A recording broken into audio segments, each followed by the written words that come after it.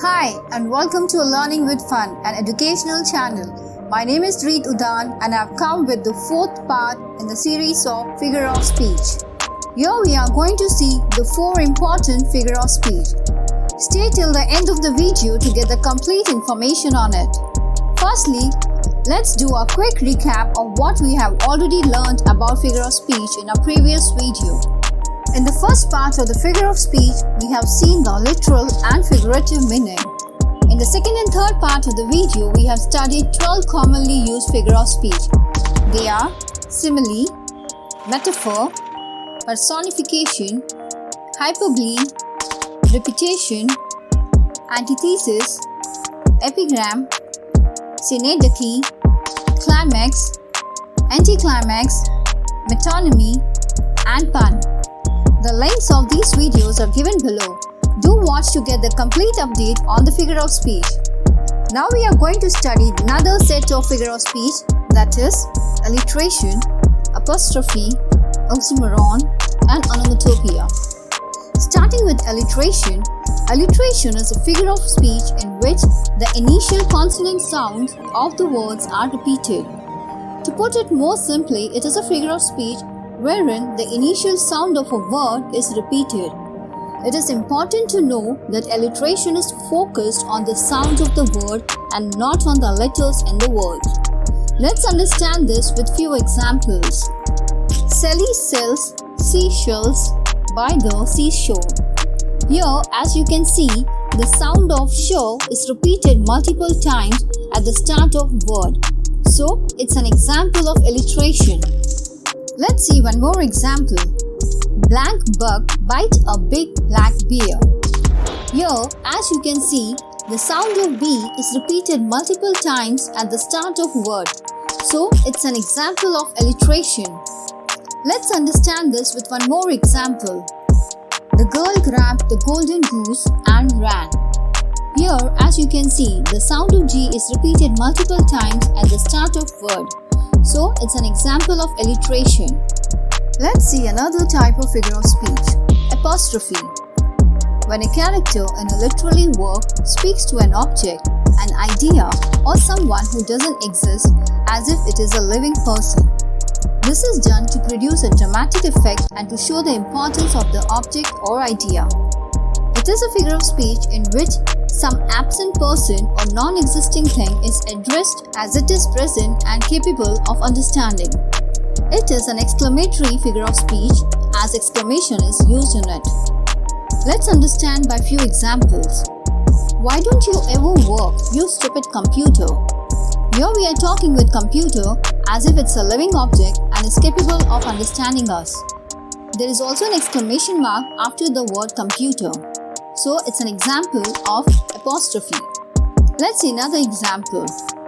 Welcome, O life. Here we are talking with life as if it's a living object and is capable of understanding us. Here also an exclamation mark can be seen after the word life. So it's an example of apostrophe. Let's understand with one more example to make the concept more clear. Oh Rose, how sweet you smell and how bright you look. Here, we are talking with a rose as if it's a living object and is capable of understanding us. Here also an exclamation mark is there after the word look. So, it's an example of apostrophe. Now let's see the next type of speech, that is oxymoron. An oxymoron is the figure of speech in which apparently a contradictory terms are used. That is, two opposite ideas are joined to create an effect. Oxymoron is extremely useful in written English because they can make an effective titles and dramatic effect and flavor to the speech and sometimes even create a comedian effect. Let's understand this with few examples. It is an open secret.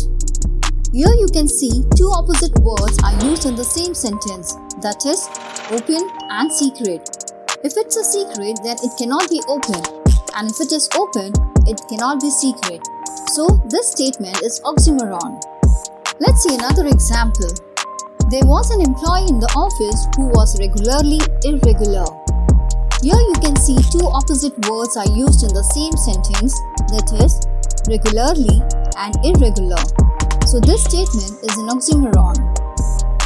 take one more example to make the concept more clear. Be careful on the playground, run slowly. Here you can see two opposite words, run and slowly, are used in the same sentence. So it's an oxymoron sentence. Hope you are clear with oxymoron figure of speech.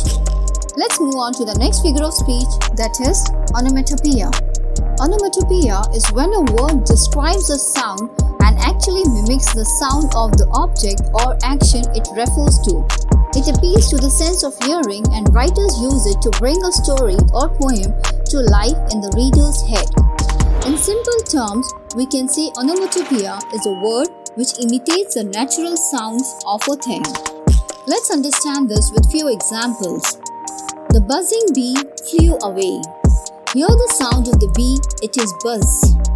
As in the statement, we are using the sound of a bee is buzzing, it is onomatopoeia.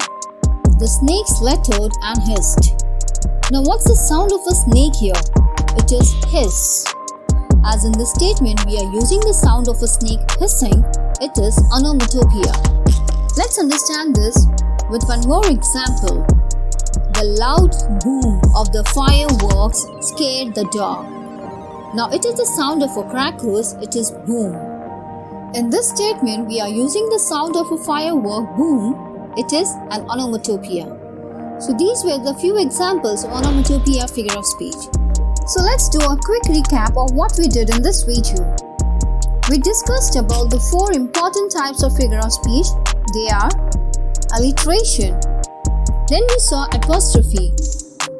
The next figure of speech was oxymoron. And finally, we saw onomatopoeia. So that's all about the video. In the next video, we shall see other interesting topics on English grammar. If you have any questions or suggestions, do mention in the comment box and I'll be happy to reply. So don't forget to press the red subscribe button and click on bell icon and you will receive the latest updates. Do like, share and comment the video. Thank you so much. Stay safe. Happy learning.